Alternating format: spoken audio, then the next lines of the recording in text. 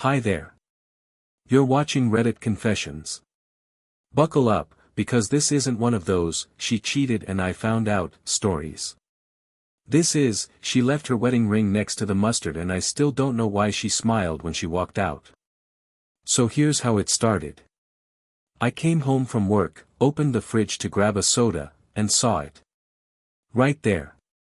Next to the jar of Dijon and behind the expired almond milk, her wedding ring. Just sitting there on the glass shelf like it belonged. Not in a box. Not on a note. Just cold and casual like it was taking a break from being a commitment. No text. No voicemail. Nothing on the calendar. No fight earlier that morning. Nothing weird the night before. Just Tuesday. And her wedding ring in the damn fridge. Now I know what you're thinking. That's gotta mean something, right? Yeah. That's what I thought too. So what did I do? I stood there for a full minute, door wide open, cold air hitting my shins, Lester the dog whining behind me because his dinner was late, and I just stared at it. This wasn't how I imagined things would go when she left. I pictured screaming. Or sobbing. Or that ugly dramatic packing scene where she throws things into a suitcase and tells me I never listened. But no. Heather left her wedding ring next to the mustard and vanished like a ghost with a debit card. And I was the idiot still holding a Mountain Dew and wondering if she meant it. I called her. Straight to voicemail. I texted her. Is this a joke? No reply. I waited an hour. Then another. Then I fed Lester, sat down on the couch, turned on the TV, and that's when I realized something worse. All the shows in the "continue watching" section. They were ones I didn't even know she liked. Documentaries on cults. Reality shows with rich teenagers. Korean dramas she swore she couldn't follow without subtitles. She'd been watching them. Without me. For weeks. Which means she'd been preparing for this. Quietly. While I was at work. She was mentally detaching while I was just trying to find decent peanut butter on sale. And now she was gone. I didn't know if she'd come back. I didn't know where she went. But I knew one thing. Alright, go ahead. But the moment you step out that door, our marriage is finished. Don't ever think about coming back. That was what I said. The last thing I said to her, actually. 2 nights ago. During a stupid argument about garbage bags. I didn't mean it. I said it because I was tired. Because she rolled her eyes. Because she made me feel small in a way only people who really know you can. But she must have believed me. Because she left her ring in the fridge and walked out of our life like it was an errand. I'm not okay. And I haven't even told you the worst part. You want shocking? Let me tell you what I found in the closet. The first night without her, I didn't sleep. I just sat there on the couch with Lester's head on my knee, watching late-night infomercials and listening for keys that never jingled in the lock. Around 3 a.m., I got up to grab a blanket from the linen closet. That's when I saw it. A cardboard box, shoved way in the back of the hall closet behind the beach towels and old Halloween decorations. Not hidden exactly, but it definitely wasn't meant to be found. Not unless you were bored, heartbroken, and digging around in the middle of the night trying not to feel like your own walls were closing in on you. It was labeled in black marker. Not for Dennis. That was it. Just those 3 words. Uppercase. Underlined. My stomach did this weird flip, like it already knew whatever was inside wasn't gonna be good for me. But of course, I opened it anyway. Because I'm Dennis. Because I can't leave well enough alone. Because once someone tells me, not for you, it might as well be a flashing neon sign that says open this if you want your life to get worse. Inside the box were 3 things. A stack of printed emails. A pink spiral notebook. An envelope with my name on it. Not babe, not honey, not even Dennis. Just plain, cold, detached Dennis. Let's start with the emails. They were printed out like someone was building a case file. I flipped through them slowly, one by one, and realized they weren't to her. They were from her. Sent from an email I didn't even know she had, Heather. J. Crowley at gmail.com, to someone named Milesby, subject lines like, I don't think I can keep pretending, and, he didn't even notice my haircut again lol. Every single one was like a punch to the ribs. Just blow after blow. Her complaining about my routines. My job. My socks. My dumb laugh. My dog. Our dog. I didn't even know she hated the way I sneezed until I read, he sneezes like a dying goose and doesn't even say excuse me. You ever read something that makes you feel like you're floating outside your own body? Yeah. Then came the notebook. I didn't want to read it. I already felt hollow. But I flipped it open anyway. The first page said, in her handwriting. Things I'd do if I wasn't married to Dennis. I don't even know how long I sat there staring at that one sentence. Felt like it kept getting louder the longer I looked at it. The pages after that were lists. Literal bullet points. Spend a month in Seattle with Miles. Learn how to surf, even though I hate water, just to try. Go to one of those silent meditation retreats and not tell Dennis about it. Stop pretending I like action movies. Eat sushi in bed. Sleep naked every night without worrying about being touched. Some of them were petty. Some of them were brutally honest. But all of them had one thing in common, they didn't include me. Not in any version of the life she actually wanted. Then there was the envelope. I didn't open it right away. I just stared at it on my lap while Lester snored beside me, completely unaware that his world had just cracked in half. The envelope felt heavier than paper. Not in weight, in meaning. But eventually, I opened it. Inside was a letter. And a key. The letter was short. 2 paragraphs. Dennis. If you found this, then I've already left. I'm sorry you had to find out this way. I didn't have the words. I haven't had the words for a long time. I didn't want to hurt you, but I couldn't keep living a version of myself that felt smaller every year. The key is for the storage unit on Glenway. There are some things I didn't want to bring into the house while I figured things out. You don't have to go there if you don't want to. But if you do, just know it'll explain the rest. I hope someday you'll understand. Heather. I didn't cry. I didn't yell. I didn't throw anything. I just sat there with that stupid key in my hand, staring at it like it was cursed. Like it might explode. I kept thinking about that damn phrase. Things I'd do if I wasn't married to Dennis. Like I was some rusty anchor tied to her ankle. I didn't sleep. Not 1 second. The sun came up and I was still in the same spot, reading the letter over and over. And then, around 6:45 a.m., I did something that even now I'm not proud of. I drove to the storage unit. Yeah. I know. But if someone leaves you with a key and a goodbye that sounds like a riddle, you don't just go back to watching reruns and eating cereal. No. You go see what's inside. And let me tell you, nothing could have prepared me for what I found behind that metal door. I pulled up to Glenway's storage just after 7, running on no sleep, black coffee, and the kind of dread that sits heavy in your gut like bad chili. The place was one of those long rows of metal doors with keypad entry and security cameras that don't actually work. I knew because my buddy Clint used to work there and told me half the cameras were just for show. I parked in front of Unit 143. Same number written on the back of Heather's letter. I sat there in my truck for a long time, engine running, holding the key between my fingers. Thought about turning around.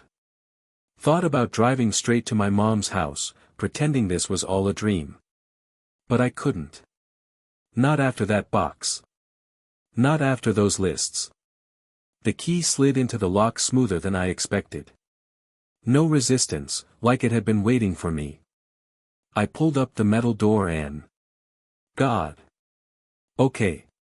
So you know how you walk into a place expecting dust and maybe a couple of boxes and instead what you get feels like someone's second life? That's what this was. The entire unit was set up like a small apartment. No joke. There was a fold-out cot. A mini fridge. A rug. A lamp. Books. Candles. Even a Bluetooth speaker. And against the back wall, neatly stacked in labeled plastic bins, were clothes. Her clothes. Not the stuff she wore around me, not the Target pajamas and jeans with holes in the knees, I mean new stuff. Stuff I'd never seen before. Expensive-looking jackets. Heels. Silk. She had been building this life without me. Brick by brick. Hiding it away. But the worst part? The pictures. They were taped to the inside of the door. 12 of them. I counted. All of them Polaroids, slightly faded. Some blurry. Heather smiling in each one. And not just smiling, beaming. Laughing. Eyes crinkled, alive in a way I hadn't seen in years. And she wasn't alone. There was a man in almost every photo. Tall. Shaggy blonde hair. Tattoo on his forearm, something circular, maybe a compass or a clock. I didn't recognize him. Not from work. Not from her old friends. Not from any bar or birthday or reunion. A stranger. But not a stranger to her. There was one photo where he had his arm around her and she was resting her head on his shoulder, eyes closed, like she belonged there. I staggered back. I actually tripped on one of the bins and fell, hard, onto the rug. Didn't even catch myself. Just went down like a sack of potatoes. Sat there on the floor, dazed, breathing like I'd just run 5 miles in boots. And I kept thinking one thing, over and over. This was real. It wasn't just emotional. It wasn't just fantasy. She had another man. I wanted to be angry. I wanted to scream. But what came out was this sad, weak laugh. The kind you don't mean. The kind that leaks out of you when nothing else works.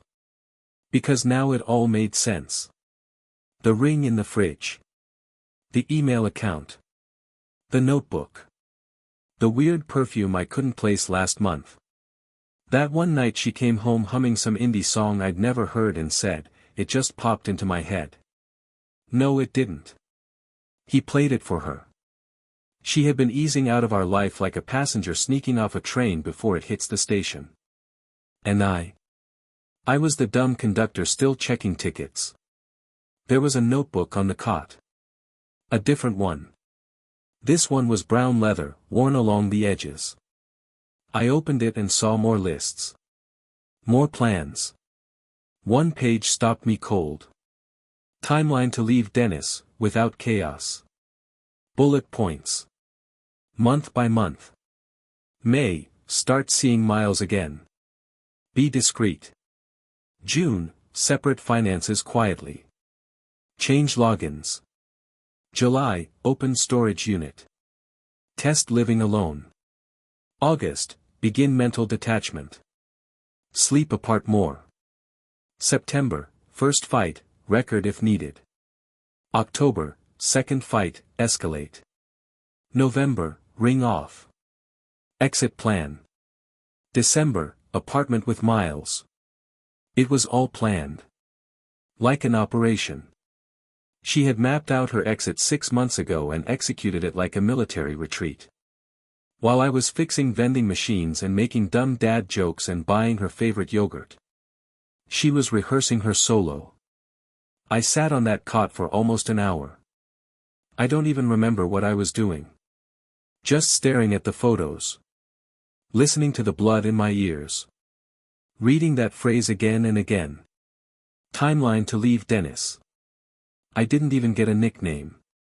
Just Dennis. Eventually, I stood up. Closed the notebook.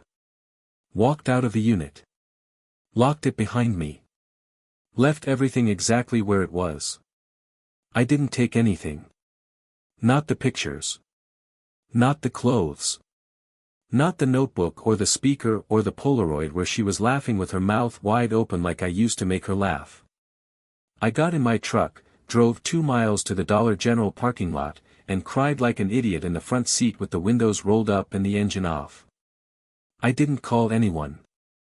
I didn't tell anyone. I just sat there, gripping the wheel like I was trying to hang on to the version of my life that existed before this morning. But it was gone. And she was gone. And somewhere out there, Heather was laughing with a man who wasn't me, probably listening to that same stupid indie song on a speaker I paid for, in a secret apartment I never even got the address to. I wish I could say that was the end of it. But it wasn't. Because the next day, Miles showed up at my house. I was halfway through a cold Pop-Tart and debating whether I could get away with not going to work again when I saw the car pull up outside. A silver Mazda. Newer model. Clean. Too clean for our street. I didn't recognize it right away, but something about it made me stand up. Lester barked once from the couch, then fell silent. That dog could read me better than most people ever could. The guy stepped out of the car. Tall. Lean. Tan like he didn't work a day job. And even from the window, I saw it. Clear as day. He was wearing a green hoodie with a faded patch near the collar. My hoodie. I hadn't seen it in weeks. Figured it was buried in the laundry or maybe Heather had donated it without asking. But no. Miles, I knew it was him, was standing in my driveway, wearing it like it belonged to him. I opened the door before he even knocked. We just stared at each other for a second. Him on the porch, holding a reusable water bottle like he was about to go on a hike. Me inside, barefoot, sleep-deprived, and very much not in the mood. "You Dennis?" he asked, voice casual, like this was a Craigslist pickup. I didn't answer. He nodded like I had. Thought so. I stepped outside and closed the door behind me. Lester barked once again from inside, but I didn't look back. He looked at me for a second. Then smirked. Smirked. "Didn't expect you to be home, honestly." I blinked. "You came to my house. Middle of the day. Wearing my clothes. What exactly did you expect?" He shifted his weight and gave a little shrug. "Heather asked me to grab a few things. She figured you'd be at work. Did she also figure you'd be alive afterward?" He chuckled. Like I was joking. Like this was all funny. "She said you might be dramatic." I could have punched him. I wanted to. But instead, I took a step back and just stared. Tried to understand what I was even looking at. He didn't seem like anything special. Kind of average, honestly. A little too smooth. That fake easy charisma that people mistake for charm until it's too late. "How long?" I asked, voice low. He blinked. "How long what?"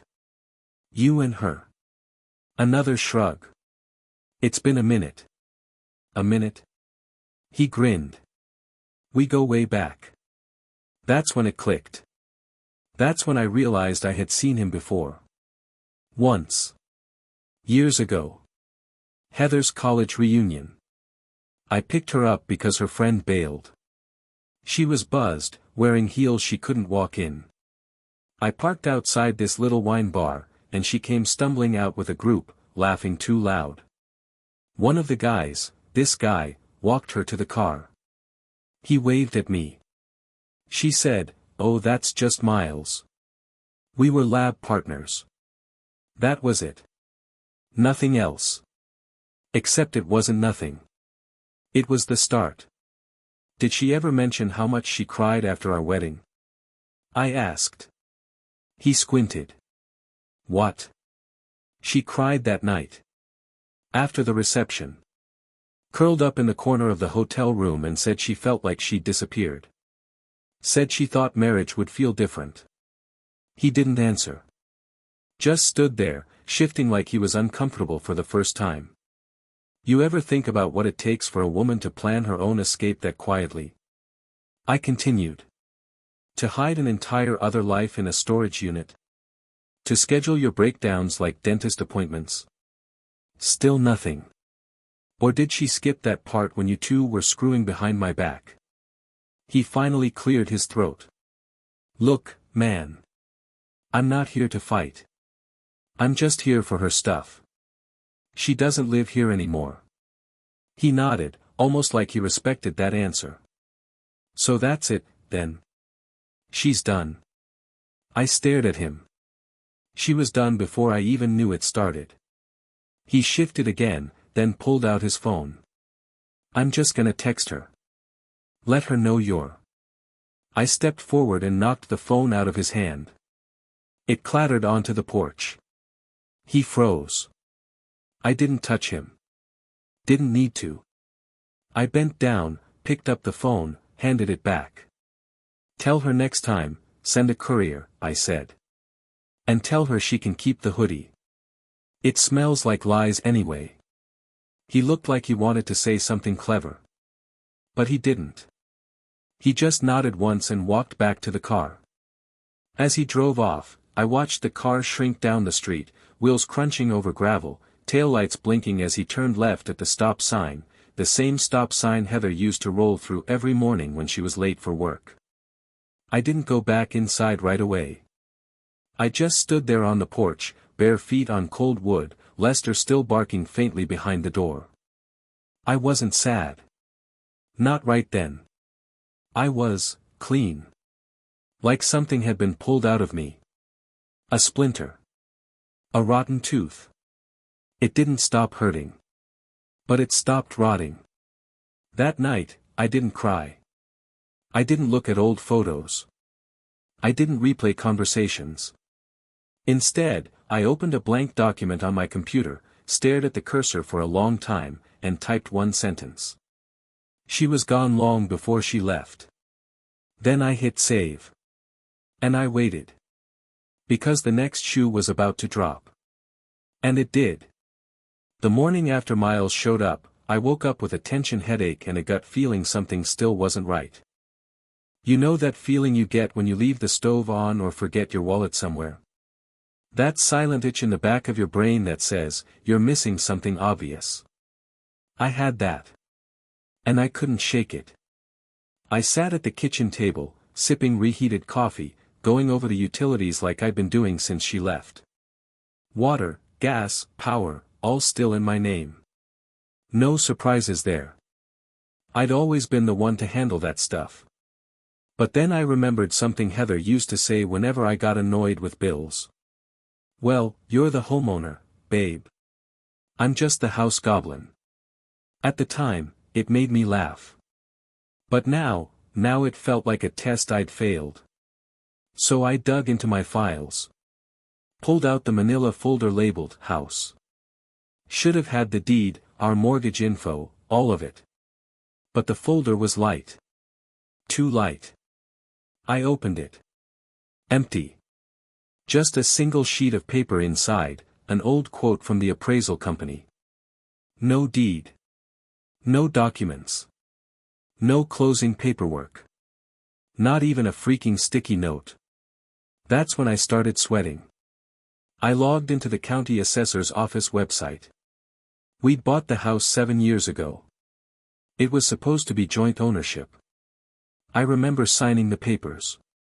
I remember being there. The handshake. The cheap pens. The way Heather had made some joke about our new mailbox being so grown up. But when I pulled up the current record. Her name. Only her name. I refreshed the page. I checked the spelling. I clicked around like a maniac, thinking maybe I'd selected the wrong property or misread the parcel number. Nope. Owner, Heather Joy Crowley. That was it. No, and. No, et al. No, Dennis. My whole body went cold. Like freezer cold. Like someone had cracked open my spine and poured ice water down it. I called the title company. Got stuck on hold for 20 minutes. When someone finally picked up, I asked, as calmly as I could, if there had been a recent title change on the property. The woman said yes. 4 months ago. Paperwork filed electronically. Signed by both parties. Both parties? I asked. Yes, Heather Crowley and a power of attorney on behalf of Dennis Crowley. I sat there staring at the wall. I never signed anything, I said. And I never gave anyone power of attorney. There was a pause. Sir, I'm not qualified to discuss legal issues, but if that's the case, you might want to speak to a lawyer. She sounded nervous. Probably because my voice had dropped to whatever low frequency men hit when they've just realized they've been completely screwed over. I hung up. I didn't scream. I didn't punch anything. I just stood up, walked outside, and sat on the front steps. The same front steps I'd spent 6 hours painting last summer while she sat inside, catching up on emails. The same porch where I used to drink coffee while watching Lester chase squirrels. The same damn bricks I thought were mine. They weren't. None of it was. She had taken the house. Quietly. Surgically. While I was busy fixing broken vending machines and picking up milk and thinking our biggest problem was whether to replace the couch cushions. I pulled out my phone. Scrolled through our old texts. There was one from 5 months ago where she said, "Hey, weird question, what's the name of your old high school mascot again?" I'd told her it was the Coyotes. Never thought twice about it. Now I realized. That was a security question. She'd been gathering answers. Passwords. Signatures. She'd faked a power of attorney. Filed a transfer. And I never saw a damn thing because she did it with a smile and a kiss and a, "You're the best, babe." I didn't know whether to feel stupid or furious or just, broken. I texted her. Just one word. Why? She didn't answer. An hour passed. Then 2. Then finally, a reply popped up. "It's just a house, Dennis. You made it into a prison." That was it. No apology. No explanation. Just some melodramatic line she probably thought sounded poetic. I wanted to throw my phone across the yard.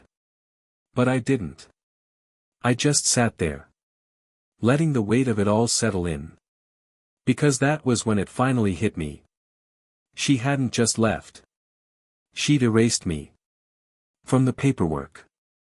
From the house. From the life we built. Piece by piece. Without yelling. Without slamming doors. Without giving me even the decency of knowing it was happening. And the most messed up part? She was probably out there somewhere, with Miles, thinking she'd won. That she'd pulled it off. That I'd just roll over and accept it. But she didn't know what I knew. She didn't know about the drive. She didn't know about the backup files. She didn't know that while she was building her exit strategy, I had unknowingly built something else. A trail. And I was about to follow it. After her, "It's just a house," text, I didn't reply. I didn't trust myself to. Anything I wrote would have come out a mix of sarcasm and rage, and I wasn't about to give her that satisfaction. I needed to think. More than that, I needed proof, something real. Not just feelings or Polaroids taped to a storage unit wall. Something I could walk into a lawyer's office with and say, "See? I'm not crazy. This is what she did." That's when I remembered the old Dell laptop in the garage. Heather used to use it before she got her shiny MacBook. It was slow, loud, full of pop-ups, but she never wiped it. Just tossed it in a drawer when it stopped connecting to the printer. I had meant to recycle it a dozen times, but I never did. And now, for the first time, my tendency to hoard useless junk felt like a gift from God. I pulled it from the toolbox cabinet, blew off the dust, and carried it inside. The screen had a giant crack in the corner, and the charger was taped up where Lester once chewed it, but it powered on. I sat at the kitchen table, staring at the ancient login screen. Password hint, first song we danced to. I typed it on the first try, landslide. Boom. Desktop loaded. Took a minute to find the files. She'd been smart, I'll give her that, no obvious folder labeled evidence, or affair plans, or whatever. But I know how she thinks. I scrolled through the folders under her name and found one called Taxes 2016. That woman hadn't filed her own taxes since Obama's first term. I opened it. Inside, zip files, emails, Word docs. A spreadsheet titled Alt Account Tracker. I clicked it. Took a second to load. There it was. Row after row, color-coded and time-stamped. Everything she'd been doing for the last 8 months. Bank logins under different names. A Venmo account I didn't know existed. Payment histories to someone labeled MB. One tab was just passwords, my Netflix, our bank, even the stupid password to the doorbell cam I installed. But the real gut punch? She had a second phone. A burner. I found a note labeled, Phone 2 Notes, Delete, she hadn't deleted it. There were saved contacts. Dozens. But only one name caught my eye, Sparrow. No real number. Just code. Under it, she wrote things like: Flight booked, December 19th, meet him early, don't tell Dennis anything yet. Sparrow wants to bring dog. Ask again. If D finds out early, pivot plan. Miles says be cool. Miles. Always Miles. There were screenshots too. I don't even know how she managed to save them here, but they were all from some chat app I'd never seen. Encrypted stuff. Messages like: Sparrow, he still think y'all are going to therapy. Her, he thinks I'm getting over seasonal depression, LMAO. Sparrow, God, you're good. Her, I've had practice. I had to stop. My hands were shaking. Not in that movie style, overly dramatic way. Real shaking. Like I couldn't hold a spoon if you paid me. I closed the laptop, leaned back in my chair, and stared at the ceiling like it might offer me some kind of answer. But all I got was the sound of Lester pacing around the hallway, nails clicking on the tile. The worst part wasn't that she lied. Or even that she cheated. It was realizing how easy it had been for her. How routine it had become. She talked about me like I was a character in a sitcom she couldn't wait to cancel. Just some background noise. I got up, poured myself another coffee, burned my tongue, and went right back to the laptop. I wasn't done. Next folder I opened was labeled Meds plus Docs. Weird, right? But inside, holy hell. Fake letters from a therapist. Typed out with logos. Letters that said things like, Heather is struggling with high anxiety due to her spouse's unpredictable behavior. Separation is recommended as part of healing. She was building a defense. In case I fought back. In case I took her to court. This wasn't a woman in love.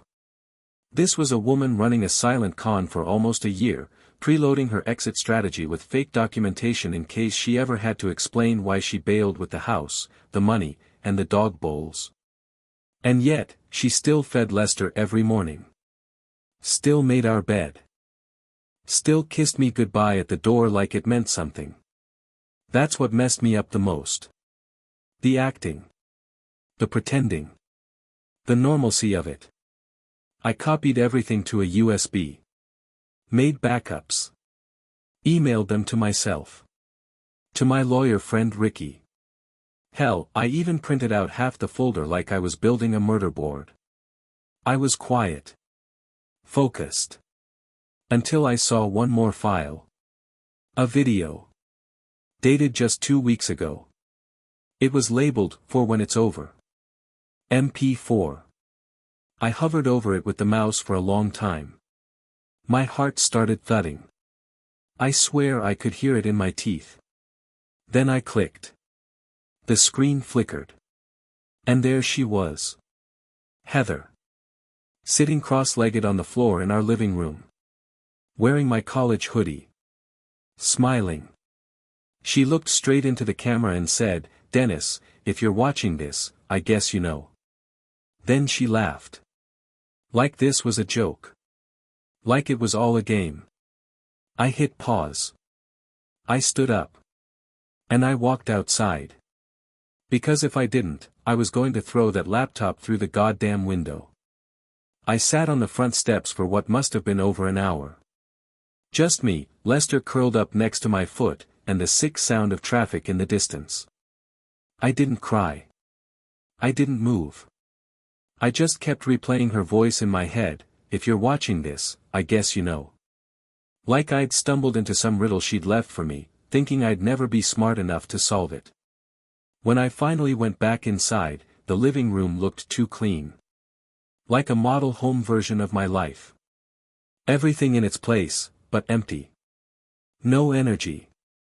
No mess. Just silence that felt like it was waiting for something to break.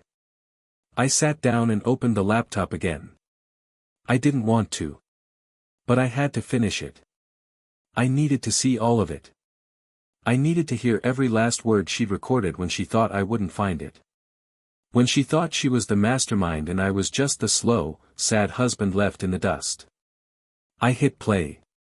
Heather leaned in toward the camera, smiling that soft, sympathetic smile she used to give strangers who dropped their keys or forgot their change. "I don't know if you'll ever see this, Dennis. Honestly, I don't think you will. You don't notice things. You miss stuff all the time." She giggled, brushing her hair behind her ear. "Like that time I dyed my hair dark and you said, 'Something's different about you, new earrings?'" She laughed again. "I didn't.